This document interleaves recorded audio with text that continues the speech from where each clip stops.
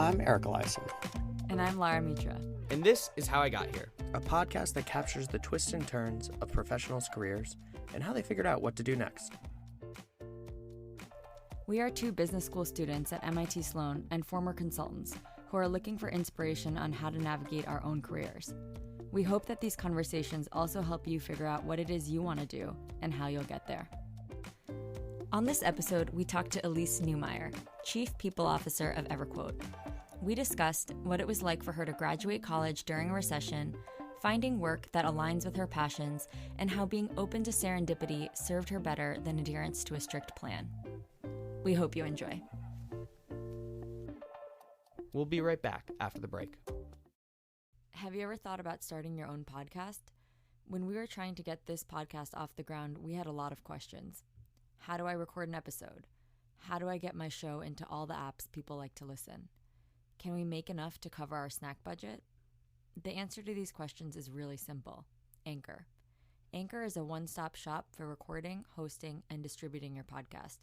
Best of all, it's 100% free and ridiculously easy to use. And now, Anchor can match you with great sponsors who want to advertise on your podcast. That means you can get paid to podcast right away. In fact, that's what I'm doing right now by reading this ad. Go to anchor.fm/start to join us. Hi, I'm Elyse Neumeier, and I am the Chief People Officer for EverQuote. Could you take us back to the Elyse of 2009, graduating from Tufts after studying anthropology, and tell us a little bit about what you were looking for in your first job? What were you trying to get out of it? A paycheck. That was the most important thing. So 2009 is the height of the Great Recession. I watched many of my classmates lose offers that I thought they had lined up after graduation. I thought that I was going to go to grad school. And as a theme in my career, I'm not a great planner. I'm like, all right, well, that's my plan. I'm going to go to grad school. There's no plan B. There's no thinking about what's after that. I did not get in. I wanted to study anthropology. Did not get into the program, the only program I applied to. Again, not a great planner, didn't think about options. So it was, I think, the week of graduation that I got my job. And at the time, that wasn't that weird because it was 2009 and everyone was struggling and everyone was just pleased to have a job. I got that job because the CEO of the company came to speak in one of my marketing classes. I went up to him afterwards and said, hey, sounds like a cool tech startup. It's internet advertising. And he was like, yeah, hiring entry-level people. It didn't come with health insurance. It was like a contract basis to start. It's like, whatever, it's a paycheck. I don't want to move home. I will take it. Did I want to go into marketing? No. I don't think I put a lot of thought into what I wanted to do. I just wanted to have some kind of job. And I knew that at that time, like, beggars can't be choosers, so. And so then, I guess, how did you find marketing once you were there? So my actual job was to watch YouTube videos to verify that they were what they said they were. So it was not marketing. Their proprietary technology was this tool that every time I watched a video, I clicked a button that said, this is actually, Shakira. God, I cannot watch any YouTube videos from 2009. Like, that is burned in my head. So, I was pretty frustrated with it pretty quickly. It's not even actually on my LinkedIn profile. I was only there for 6 months. It's like, all right, I'm done with this. I used that time actually to start thinking about what I really wanted to do and got back in touch with some people that I had met networking and found Phillips. And that was a much more structured, strategic job. Can you take us through a little bit about what you were doing at Phillips and then ultimately what led you to pursue an MBA? So at Phillips, I also started as a contractor. Again, still 2009. Take what you can get. We were building out an internal, they called it intrapreneurship, so an internal startup that was designed to capture the American Recovery and Reinvestment Act. I was and am still passionate about sustainability. A lot of those funds were targeted for energy efficiency projects, and so I kind of poked and raised my hand and anytime there's anything related to sustainability marketing or how we thought about talking about our lighting from an energy efficiency lens, I wanted to be there. After, I think, a year and a half, I got the opportunity to make that my full-time job. So I was the sustainability marketer for Philips Lighting North America. And I had a really cool opportunity to kind of craft, what does that mean? It was really awesome. The economy was still not doing very well, and in late 2011, Philips started contracting again, and so they decided to close their Massachusetts headquarters and consolidate to a headquarters in New Jersey, and so they laid off everybody in our office. So, October 2011, I had taken the GMAT. I had not really thought too hard about business school, but I got a severance package that was pretty nice. They wanted me to stay through March, and then they would give me a severance package. And I was like, sounds great to me. I'm going to go to business school. And again, not a great planner, so I applied to, I think that day. The next day, I went and I visited HBS in Sloan, and I applied to HBS in Sloan and hoped for the best. Yeah, that was like, again, not a ton of forethought that went into it. It was just, okay, now my options are kind of laid in front of me. My last day at Philips was March 30th. I got rejected from HBS on March 29th. I didn't hear from Sloan until April 2nd. So I had this awesome weekend where I was like, I have no job, no plan B. I have no idea what I'm going to do on Monday. I remember that Monday, I just was wandering around my neighborhood like, what do people do all day? How am I going to fill my time? So getting that call from Sloan that I got in was incredibly, I know hopefully everyone is very excited when they get that call, but for me, like, the stakes were incredibly high. I had no other plan. Under different conditions, do you think that your career at Philips would have been longer? It sounds like you found this perfect role as the sustainability marketing person for North America. And now looking back, what are your perspectives on, like, if you had stayed or how things would have been different? Absolutely. My plan had originally been that I would stay and I was going to go get my MBA at night. And so I would have stayed there. I loved the people that I worked with. I really enjoyed, I found a lot of meaning in energy efficiency. I still wanted to get an MBA because I looked around and all the senior leaders had one. And I was like, all right, I have to have those 3 letters, but it's much cheaper to go at night. This is the advice I give to people now when they talk about that decision about going full-time for an MBA, not getting an MBA, going at night. And I think you really have to be confident in pressing pause on your career. And had I not been laid off, I don't think it was the right time for me to press pause. And so at your time when you were at Sloan, what did you get out of that experience? It sounds like it was a glorious day when you found out you were going to get in. And then when you were on campus the first semester, second semester, what were you learning to help you understand what you wanted to do afterwards?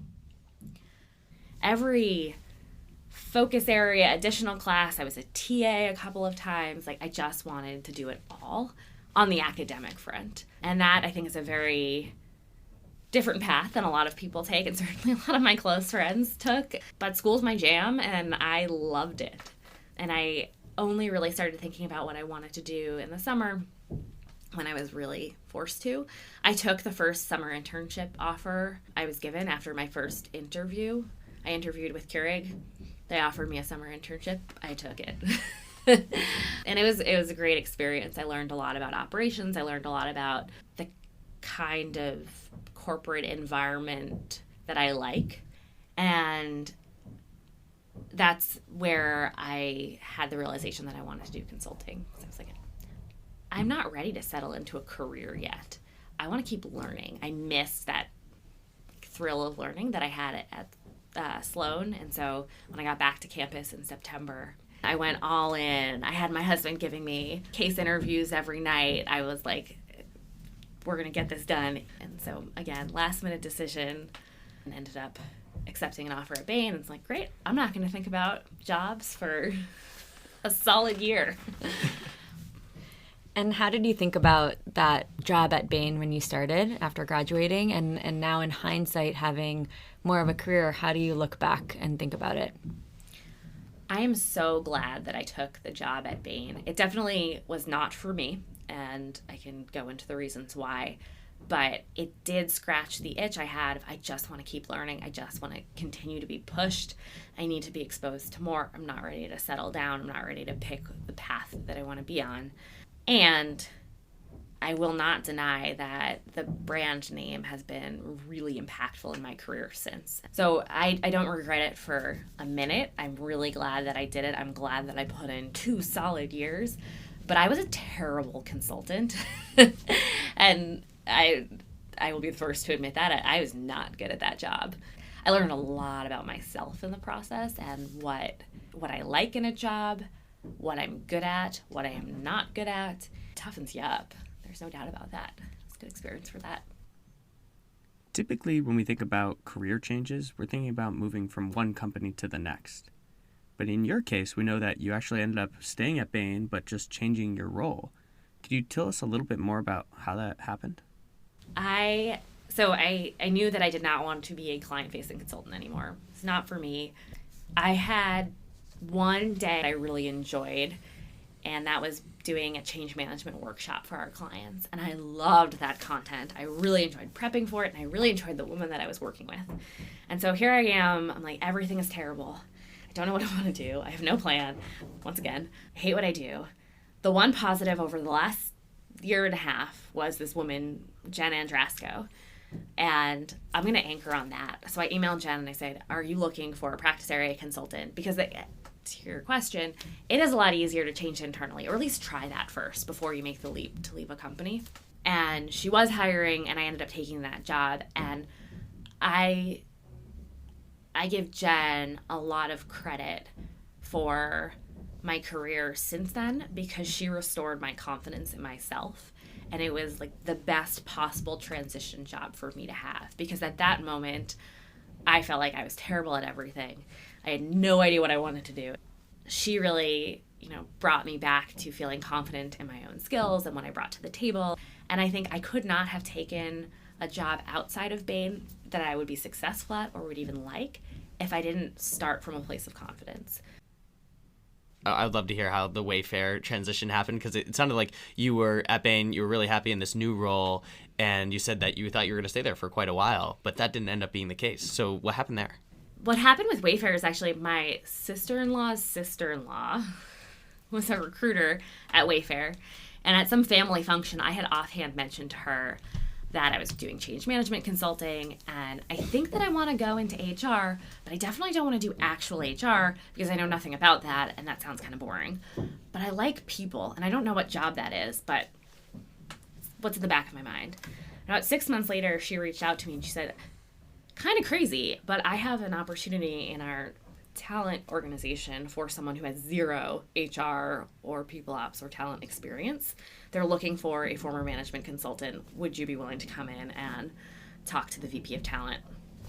I had one conversation with Kate Gulliver, the VP of talent at Wayfair, and I was like, I don't care what you hire me for. I want to work for you. She was cool with the fact that I had 0 experience, and it really was the perfect role for me. It was using strategy consulting and a lot of what I had learned in my MBA, but the problem space was people. I just got so much energy from that, and for me, that was like things were clicking. For the first time, I felt like I was in my power space in that role because it did actually play on my strengths. And so what are some of your strengths that you think help you be successful in that role and give you that energy? So I think 2 things. One, I do think I have really high EQ, and so I read people really well. When I was at Phillips, I had a coworker who told me that my superpower, everyone has a superpower, my superpower was that wherever we went, the strangest people would confide in me. And I do think that is like a superpower that has a very useful place in people operations, is people tell me stuff and they look to me for career advice. My peers at Bain often came to me for career advice. That's why I never got anything done when I was sitting at my desk. And I think that the coaching element, especially in my job at Wayfair, I got to use that skill set, and I got paid talking to people about their problems. I'm not a therapist, but I could, give them advice, and I could learn about all the different challenges that they were facing and talk them through things and bounce ideas. Talk to people. The other strength I think that is valuable is that I do, and this is something that I learned in consulting, is the kind of 80-20 rule and simplifying. And so taking a very business-oriented approach to people operations, I think, is very refreshing for a lot of companies, and I think made me very successful at Wayfair, and I'm hoping is going to help the team that I'm on today. And as someone who gives career advice, and from what you've received as well, what do you think makes good career advice, and how do you become a good career advice giver? I try to identify what a person's strengths are, but also what their power place is. This is a term that I started using at Sloan with one of my really good friends, but it's like, when you're in your power place, like you're unstoppable. That's when you have you're getting so much energy from what you're doing and you feel just invincible.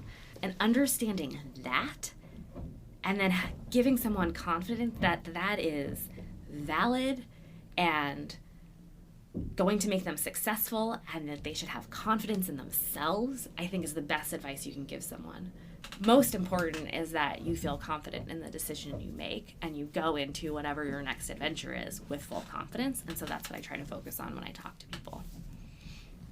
Can you give us a sense of, I know you've been in this role for maybe 6 months or so far, but what is the role or the day-to-day of a chief people officer? Oh, man. Day-to-day, it is a mix of, there's some keeping the lights on stuff. So making sure that people are, have appropriate benefits and, employee relations issues are dealt with and addressed in a timely fashion.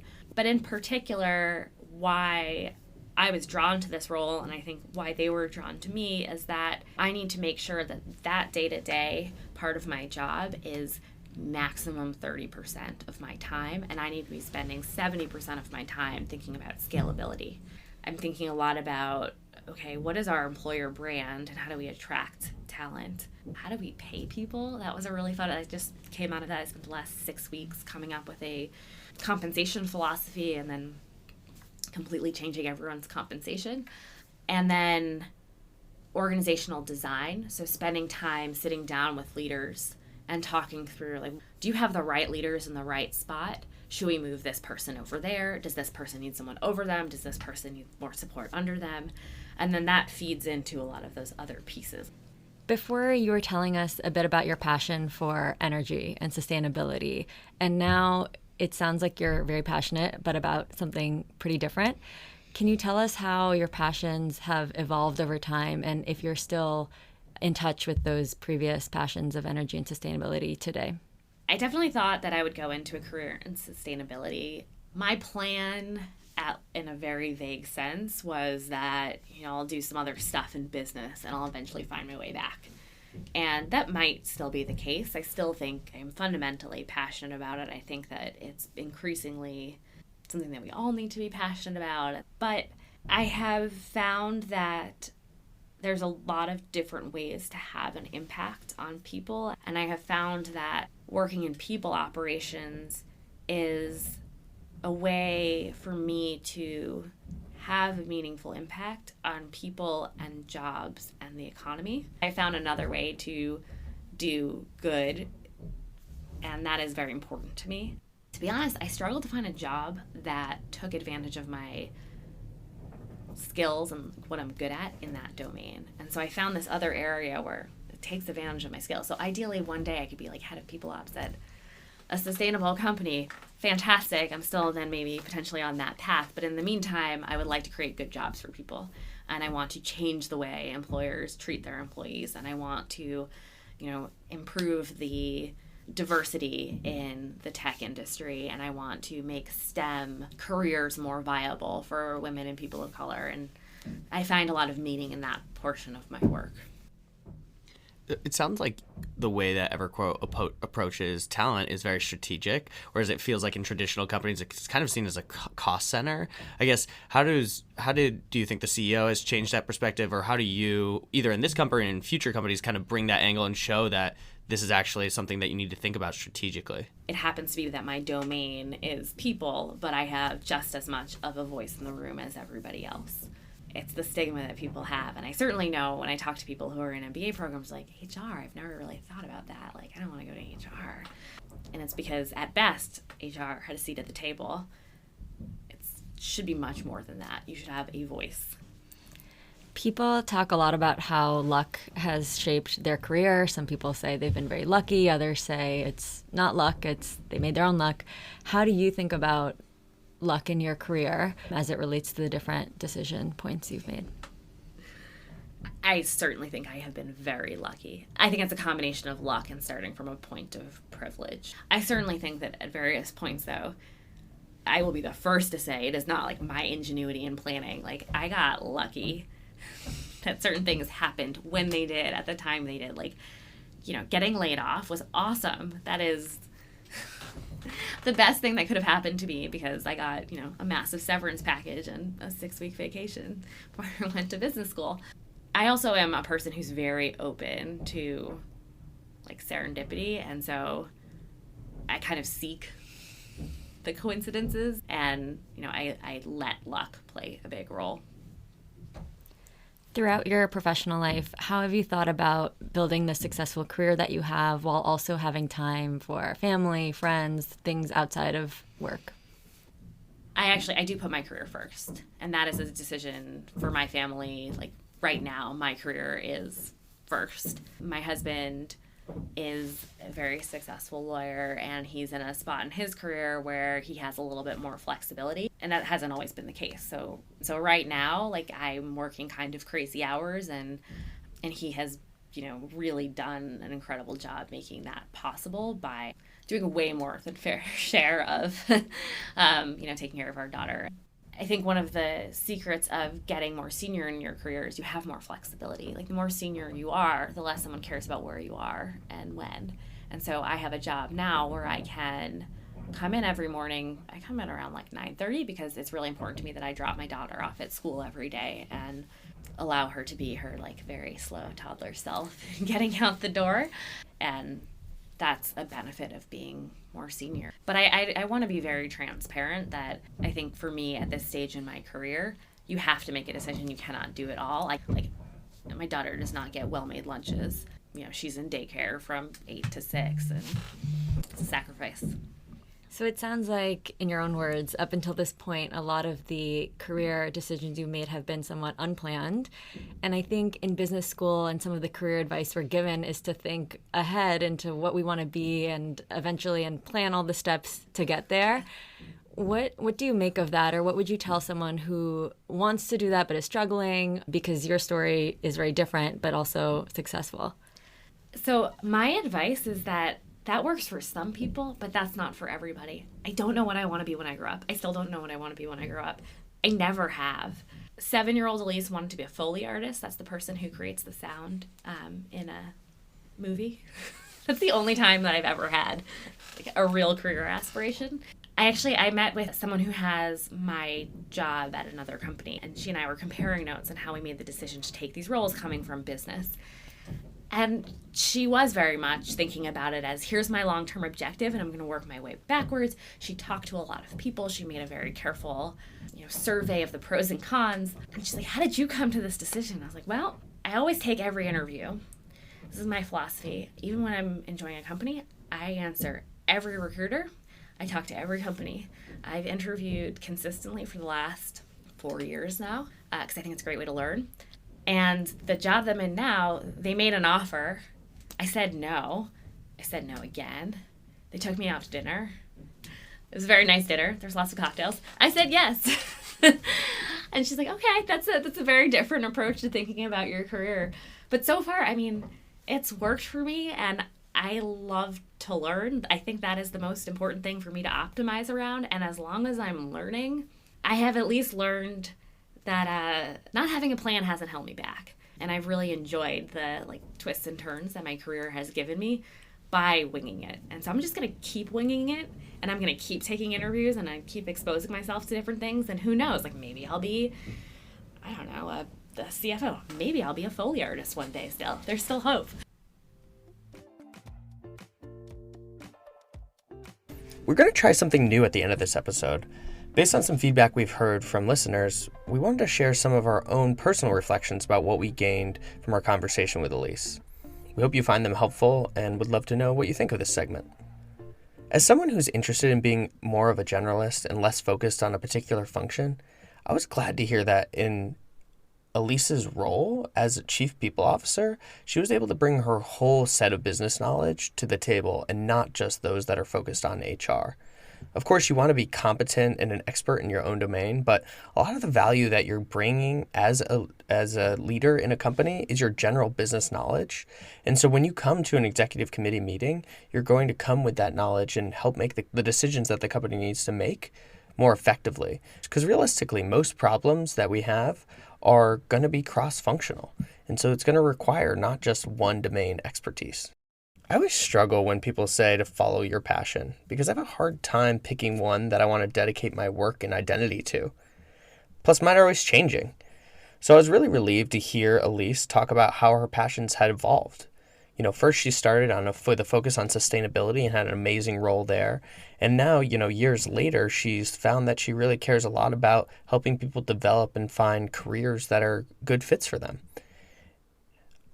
I think it's just important to remember that you can find new things that are important and new things that you can be passionate about and things that you can be good at, rather than just trying to follow whatever passion it is that you have today. One other note I think to mention is, although a full-time MBA program has worked for Elyse, me, and for Laura, I think it's helpful that Elyse mentions that it's not for everyone.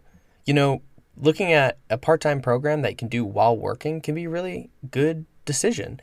For us, it happened to work out that we could take a 2-year career pause, and that's helped us elevate where we're going to go. But that might not always be the case for everyone, especially when you account for finances and the financial burden that a 2-year full-time program takes on. For me, it really resonated when Elyse acknowledged that she still didn't know what she wanted to be when she grew up, and that's okay. For her, it's clear she is seeking jobs where she can continue to learn and is surrounded by inspiring people. So instead of chasing a particular title or role, she's chosen to solve for the characteristics of a job that she finds most compelling. And I love that philosophy because it seems easier and more realistic to me than pinpointing what exactly it is that I want to be doing 5, 10, 15 years down the road. A second reflection I had was that even though a theme of Elyse's career path seems to be serendipity and a lack of robust planning, it struck me that she still put in a lot of work and effort to lean into those serendipitous moments and make them come to life. For example, she talked about applying to every job that she's approached about or studying really hard to master the management consulting case interviews. It reminded me that even if I choose to leave some career decisions up to serendipity, it doesn't mean that I can sit back and relax and wait for things to fall into my lap. It takes work.